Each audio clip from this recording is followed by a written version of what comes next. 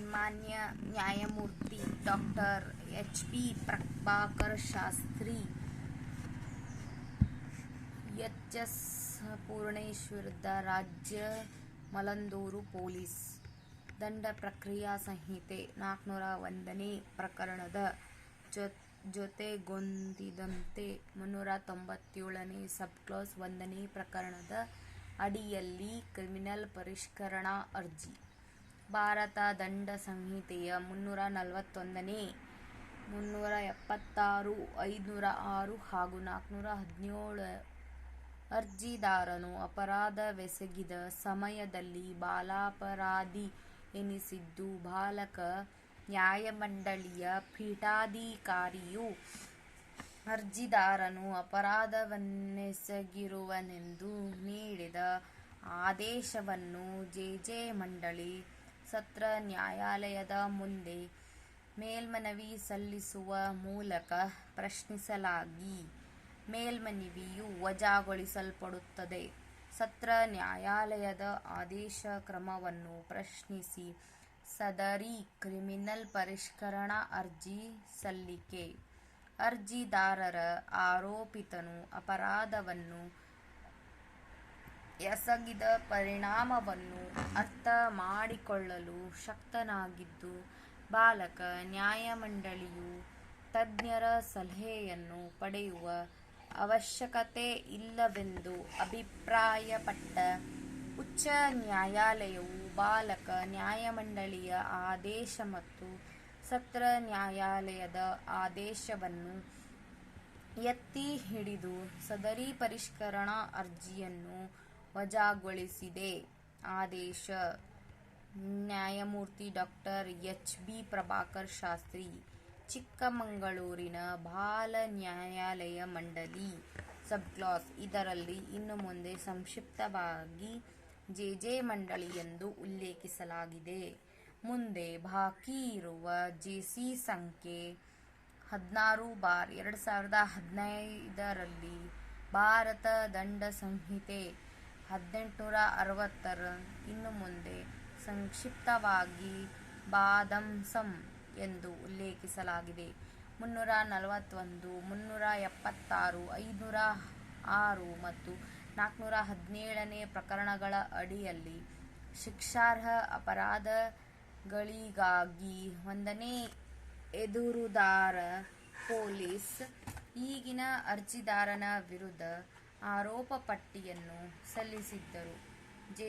ಮಂಡಳಿಯ ಮುಂದೆ ಮಂಡಿಸಿದ ದಾಖಲೆಗಳನ್ನು ಅವಲೋಕಿಸಿದ ನಂತರ ಅದು ದಿನಾಂಕ 21/12/2017 ತನ್ನ ಪ್ರಶ್ನಿತ ಆದೇಶದ ಮೂಲಕ ಚಿಕ್ಕಮಗಳೂರಿನ ಮಕ್ಕಳ ನ್ಯಾಯಾಲಯಕ್ಕೆ ಇನ್ನು ಮುಂದೆ ಸಂಕ್ಷಿಪ್ತವಾಗಿ ಮಕ್ಕಳ ನ್ಯಾಯಾಲಯ ಎಂದು ಉಲ್ಲೇಖಿಸಲಾಗಿದೆ, ಈ ಮೊಕದ್ದಮೆಯನ್ನು ವರ್ಗಾಯಿಸಿತು. ಅದಕ್ಕನುಸಾರವಾಗಿ ಈ ಮೊಕದ್ದಮೆಯು ಈಗ ಎಸ್.ಸಿ. ನಂಬರ್ 11/2018 ರಲ್ಲಿ ಮಕ್ಕಳ ನ್ಯಾಯಾಲಯದ ಮುಂದೆ ಇದೆ. ಕಾನೂನಿನೊಂದಿಗೆ ಸಂಘರ್ಷದಲ್ಲಿರುವ ಮಗು, ಸಬ್ಕ್ಲಾಸ್. ಇನ್ನು ಮುಂದೆ ಸಂಕ್ಷಿಪ್ತವಾಗಿ CICWL ಎಂದು ಉಲ್ಲೇಖಿಸಲಾಗಿದೆ. ಈಗಿನ ಅರ್ಜಿದಾರರು ಬಾಲಕ ನ್ಯಾಯಮಂಡಳಿಯ ಆದೇಶದಿಂದ ಬಾಧಿತರಾಗಿದ್ದು, ಚಿಕ್ಕಮಗಳೂರಿನ ಮಾನ್ಯ ಪ್ರಧಾನ ಜಿಲ್ಲಾ ಮತ್ತು ಸೆಷನ್ ನ್ಯಾಯಾಧೀಶರ ನ್ಯಾಯಾಲಯ ಎಂದು ಉಲ್ಲೇಖಿಸಲಾಗಿದೆ. ಬಾಲ ನ್ಯಾಯಾಲಯ ಮಕ್ಕಳ ಪಾಲನೆ ಹಾಗೂ ಸಂರಕ್ಷಣೆ ಅಧಿನಿಯಮ 2015 ಇನ್ನು ಮುಂದೆ ಸಂಕ್ಷಿಪ್ತವಾಗಿ ಜೆ. ಅಧಿನಿಯಮ ಎಂದು ಉಲ್ಲೇಖಿಸಲಾಗಿದೆ. 101 ಸಬ್ಕ್ಲಾಸ್ 2ನೇ ಪ್ರಕರಣದ ಅಡಿಯಲ್ಲಿ ಸಲ್ಲಿಸಿದ ಕ್ರಿಮಿನಲ್ ಅಪೀಲು ಸಂಖ್ಯೆ 63/2018 ರಲ್ಲಿ ಬಾಲಕ ನ್ಯಾಯಮಂಡಳಿಯ ಆದೇಶವನ್ನು ಪ್ರಶ್ನಿಸಿದರು. ಎರಡೂ ಕಡೆಯ ವಾದಗಳನ್ನು ಆಲಿಸಿದ ನಂತರ ಸೆಷನ್ ನ್ಯಾಯಾಧೀಶರ ನ್ಯಾಯಾಲಯವು CICWL ಸಲ್ಲಿಸಿದ ಅಪೀಲನ್ನು ವಜಾ ಮಾಡಿತು. ಸೆಷನ್ ನ್ಯಾಯಾಧೀಶರ ನ್ಯಾಯಾಲಯದ ಸದರಿ ತೀರ್ಪನ್ನು ಪ್ರಶ್ನಿಸಿ ಅಪೀಲುದಾರನು ಸೆಷನ್ ನ್ಯಾಯಾಧೀಶರ ನ್ಯಾಯಾಲಯದ ಮುಂದೆ ಪ್ರಸ್ತುತ ಅರ್ಜಿಯನ್ನು ಸಲ್ಲಿಸಿದ್ದಾನೆ. ಮಾನ್ಯ ಉಚ್ಚ ನ್ಯಾಯಾಲಯದ ಸರ್ಕಾರಿ ವಕೀಲರು ಎದುರುದಾರರ ಪರವಾಗಿ ನೋಟಿಸನ್ನು ಸ್ವೀಕರಿಸಿರುತ್ತಾರೆ. ಈ ವಿಷಯವನ್ನು ಅಂಗೀಕರಿಸಲು ಪಟ್ಟಿ ಮಾಡಲಾಗಿದ್ದರೂ ಎರಡೂ ಕಡೆಯವರ ಒಪ್ಪಿಗೆಯೊಂದಿಗೆ ಈ ವಿಷಯವನ್ನು ಅಂತಿಮ ವಿಲೇವಾರಿಗೆ ತೆಗೆದುಕೊಳ್ಳಲಾಗಿದೆ. 4th paragraph. ಎರಡೂ ಕಡೆಯವರ ವಾದಗಳನ್ನು ಆಲಿಸಲಾಗಿದೆ. ಈ ನ್ಯಾಯಾಲಯದ ಮುಂದೆ ಮಂಡಿಸಿದ ಸಾಕ್ಷ್ಯಾಧಾರಗಳನ್ನು ಪರಿಶೀಲಿಸಲಾಗಿದೆ. 5th paragraph. ತಾನು ಸಂತ್ರಸ್ತ ಬಾಲಕಿಯೆಂದು ಸ್ವತಃ ಹೇಳಿಕೊಳ್ಳುವ ದೂರುದಾರಳು ಕಾಲೇಜು ವಿದ್ಯಾರ್ಥಿನಿಯಾಗಿದ್ದು ಅವತಿ ಹೊಸಹಳ್ಳಿಯಲ್ಲಿರುವ ತನ್ನ ಚಿಕ್ಕಪ್ಪನ ಮನೆಯಿಂದ ಪ್ರತಿನಿತ್ಯ ಪ್ರಯಾಣಿಸುತ್ತಿದ್ದಳು. ಇದರಲ್ಲಿನ ಅರ್ಜಿದಾರನು ಅದೇ ಗ್ರಾಮದ ನಿವಾಸಿಯಾಗಿದ್ದು ತಾನು ಅವಳನ್ನು ಪ್ರೀತಿಸುತ್ತಿರುವುದಾಗಿ ಮತ್ತು ಅವಳನ್ನು ಮದುವೆಯಾಗಲು ಬಯಸುತ್ತಿರುವುದಾಗಿ ಅವಳಿಗೆ ಹೇಳುತ್ತಿದ್ದನು. ಸಂತ್ರಸ್ತೆಯು ಅವನನ್ನು ಮದುವೆಯಾಗಲು ನಿರಾಕರಿಸಿದ್ದಳು ಎಂಬುದು ಆರೋಪ ಪಟ್ಟಿಯಲ್ಲಿ ಮಾಡಲಾದ ಆಪಾದನೆಗಳಾಗಿವೆ. ಪ್ರಕರಣ ಹೀಗಿರಬೇಕಾದರೆ ದೂರನ್ನು ಸಲ್ಲಿಸುವ ದಿನಾಂಕಕ್ಕಿಂತ 6 ತಿಂಗಳು ಮೊದಲು ದೂರನ್ನು 11/11/2014 ಸಲ್ಲಿಸಲಾಗಿದೆ. ಇದರಲ್ಲಿನ ಅರ್ಜಿದಾರನು ಸಂತ್ರಸ್ತೆಯನ್ನು ಬಲವಂತವಾಗಿ ಅದೇ ಗ್ರಾಮದ ರಮೇಶ್ ಎಂಬುವರಿಗೆ ಸೇರಿದ ಕಾಫಿ ತೋಟಕ್ಕೆ ಕರೆದೊಯ್ದಿದ್ದಾನೆ ಮತ್ತು ಸಂತ್ರಸ್ತೆಯ ಒಪ್ಪಿಗೆ ಇಲ್ಲದೆ ಹಾಗೂ ಆಕೆಯ ಇಚ್ಛೆಗೆ ವಿರುದ್ಧವಾಗಿ ಅವನು ಆಕೆಯ ಮೇಲೆ ಅತ್ಯಾಚಾರ ಎಸಗಿದನು ಹಾಗೂ ಅವಳು ಈ ಘಟನೆಯ ಬಗ್ಗೆ ಯಾರಿಗಾದರೂ ಹೇಳಿದರೆ ಅವಳನ್ನು ತಾನು ಕೊಲೆ ಮಾಡುವುದಾಗಿ ಬೆದರಿಸಿದನು. ಸದರಿ ಬೆದರಿಕೆಯ ಕಾರಣ ಆಕೆ ಘಟನೆಯ ಬಗ್ಗೆ ಯಾರಿಗೂ ಬಹಿರಂಗಪಡಿಸಲಿಲ್ಲ. ಅವಳ ಭಯವನ್ನು ದುರುಪಯೋಗಪಡಿಸಿಕೊಂಡು ಇದರಲ್ಲಿ ಅರ್ಜಿದಾರನು ಇದಾದ ನಂತರವೂ ಸಂತ್ರಸ್ತೆಯನ್ನು ತಾನು ಮದುವೆಯಾಗುವುದಾಗಿ ಸುಳ್ಳು ಭರವಸೆ ನೀಡಿ ಹಾಗೆಯೇ ಆಕೆಗೆ ಬೆದರಿಕೆ ಹಾಕಿ ಮತ್ತೆ 3 ಬಾರಿ ಅವಳ ಮೇಲೆ ಅತ್ಯಾಚಾರ ಎಸಗಿದ. ಇದರಿಂದ ಆಕೆ ಗರ್ಭಿಣಿಯಾದಳು. ಅವಳು ತನ್ನನ್ನು ಮದುವೆಯಾಗುವಂತೆ ಅರ್ಜಿದಾರನನ್ನು ಕೇಳಿಕೊಂಡಳು. ಆದರೆ ಅವನು ಅವಳನ್ನು ಮದುವೆಯಾಗಲು ನಿರಾಕರಿಸಿದನು. ಅದಕ್ಕೆ ಸಂಬಂಧಿಸಿದಂತೆ ಪಂಚಾಯಿತಿಯನ್ನು ನಡೆಸಲಾಗಿದ್ದು ಅಲ್ಲಿ ಅರ್ಜಿದಾರನು ಸಂತ್ರಸ್ತೆಯನ್ನು ಮದುವೆಯಾಗಲು ತಾನು ಸಿದ್ಧನಾಗಿಲ್ಲವೆಂದು ಮತ್ತು ತನಗೆ ಮದುವೆಯಾಗಲು ಇಷ್ಟವಿಲ್ಲವೆಂದು ಪಂಚಾಯಿತಿದಾರರ ಮುಂದೆ ಹೇಳಿಕೆ ನೀಡಿರುವುದಾಗಿ ಹೇಳಿ ಅವಳನ್ನು ಮದುವೆಯಾಗಲು ನಿರಾಕರಿಸಿದನು. ಸದರಿ ಸಂತ್ರಸ್ತೆಯು ತಾನು ಅಸಹಾಯಕಳೆಂದು ಭಾವಿಸಿ ಎದುರುದಾರ ಪೊಲೀಸರಲ್ಲಿ ದಿನಾಂಕ 11/11/2014 ದೂರು ದಾಖಲಿಸಿದಳು. ಪ್ರಕರಣದ ತನಿಖೆಯ ನಂತರ ತನಿಖಾಧಿಕಾರಿಯು ಮೇಲೆ ತಿಳಿಸಲಾದ ಆರೋಪಿಯ ವಿರುದ್ಧ ಆರೋಪ ಪಟ್ಟಿಯನ್ನು ಸಲ್ಲಿಸಿದರು. ಜೆ ಮಂಡಳಿಯು ತನ್ನ ಮುಂದೆ ಮಂಡಿಸಿದ ದಾಖಲೆಗಳನ್ನು ಪರಿಶೀಲಿಸಿದ ನಂತರ 21/12/2017 ಪ್ರಶ್ನಿತ ಆದೇಶದ ಮೂಲಕ ಬಾಕಿ ಇರುವ ವಿಷಯವನ್ನು ಎಂದರೆ ಜೆ.ಸಿ. ನಂಬರ್ 16/2015 ಚಿಕ್ಕಮಗಳೂರಿನ ಮಕ್ಕಳ ನ್ಯಾಯಾಲಯಕ್ಕೆ ವರ್ಗಾಯಿಸಿತು. ಅರ್ಜಿದಾರರ ಪರ ವಕೀಲರು ತಮ್ಮ ಏಕೈಕ ವಾದದಲ್ಲಿ ಜೆ ಮಂಡಳಿಯು ಅನುಸರಿಸಿದ ಕಾರ್ಯಪ್ರಕ್ರಿಯೆಯು ಜೆ ಅಧಿನಿಯಮದ 15ನೇ ಪ್ರಕರಣಕ್ಕೆ ಅನುಗುಣವಾಗಿಲ್ಲ. ಹಾಗಾಗಿ ಪ್ರಶ್ನಿತ ಆದೇಶಗಳು ರದ್ದುಪಡಿಸಲು ತಕ್ಕದ್ದಾಗಿವೆ ಎಂದು ವಾದಿಸಿದರು. ಅವರು ತಮ್ಮ ವಾದದ ಸಮರ್ಥನೆಗಾಗಿ ವರದಿಯಾದ ಶ್ರೀ ಪುನೀತ್ ಎಸ್ ವಿರುದ್ಧ ಕರ್ನಾಟಕ ರಾಜ್ಯ ಮೊಕದ್ದಮೆಯಲ್ಲಿ ಈ ನ್ಯಾಯಾಲಯದ ಸಮನ್ವಯ ಪೀಠದ ತೀರ್ಪಿನ ಮೇಲೆ ಅವಲಂಬಿತರಾಗಿದ್ದಾರೆ. 7th paragraph.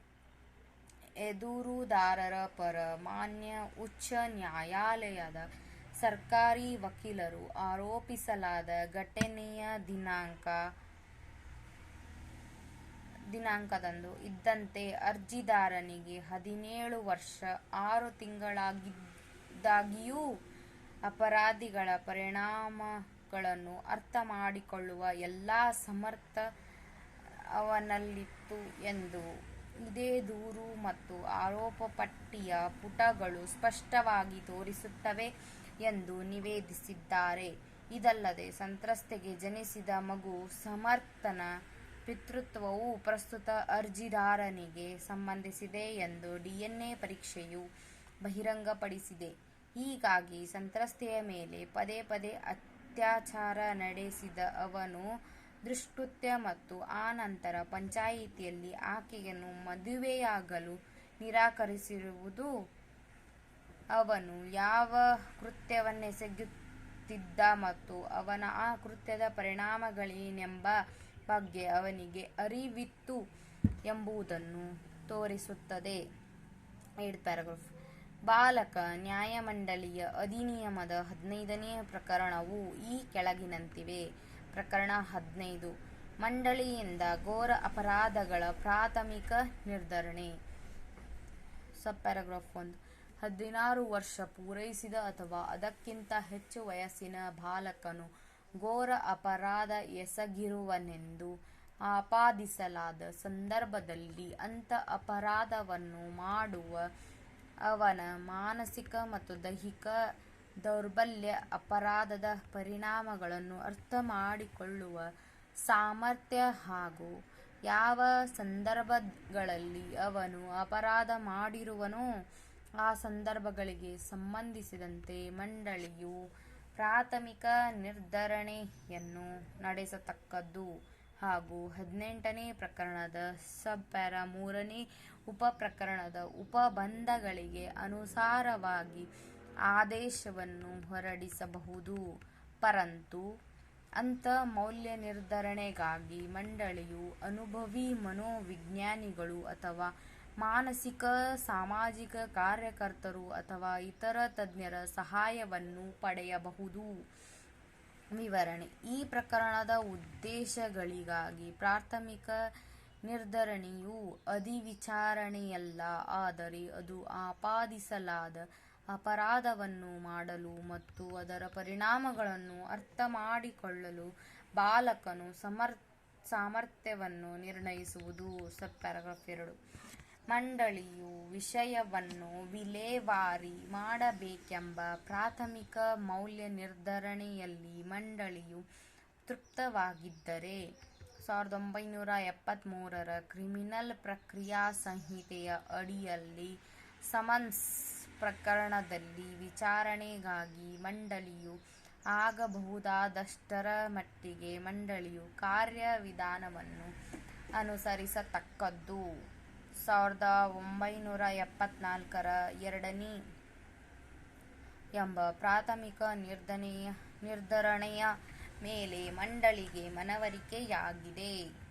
ಪರಂತು ವಿಷಯವನ್ನು ವಿಲೇವಾರಿ ಮಾಡಲು ಮಂಡಳಿಯು ಆದೇಶವು 101ನೇ ಪ್ರಕರಣದ ಸಬ್ ಕ್ಲಾಸ್ 2ನೇ ಉಪಪ್ರಕರಣದ ಅಡಿಯಲ್ಲಿ ಅಪೀಲು ಸಲ್ಲಿಸತಕ್ಕದ್ದಾಗಿದೆ ಮತ್ತು ಪರಂತು ಈ ಪ್ರಕರಣದ ಅಡಿಯಲ್ಲಿ ಮೌಲ್ಯ ನಿರ್ಧರಣೆಯನ್ನು 14ನೇ ಪ್ರಕರಣದಲ್ಲಿ ನಿರ್ದಿಷ್ಟಪಡಿಸಲಾದ ಅವಧಿಯೊಳಗಾಗಿ ಪೂರ್ಣಗೊಳಿಸತಕ್ಕದ್ದು.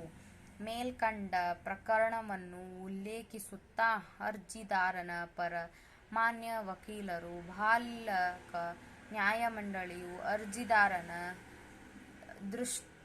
ದುಷ್ಕೃತ್ಯದ ಪರಿಣಾಮಗಳನ್ನು ಅರ್ಥಮಾಡಿಕೊಳ್ಳುವ ಸಾಮರ್ಥ್ಯವನ್ನು ನಿರ್ಣಯಿಸುವ ಮೊದಲು ಮನೋವಿಜ್ಞಾನಿಗಳು ಅಥವಾ ಮಾನಸಿಕ ಸಾಮಾಜಿಕ ಕಾರ್ಯಕರ್ತರು ಅಥವಾ ಇತರ ತಜ್ಞರ ಸಹಾಯವನ್ನು ಪಡೆದಿಲ್ಲ ಎಂದು ವಾದಿಸಿದರು. ಅವರು ತಮ್ಮ ವಾದದ ಸಮರ್ಥನೆಗಾಗಿ ಪುನೀತನ ಮೊಕದ್ದಮೆಯ ಮೇಲೂ ಸಹ ಅವಲಂಬಿತರಾಗಿದ್ದಾರೆ.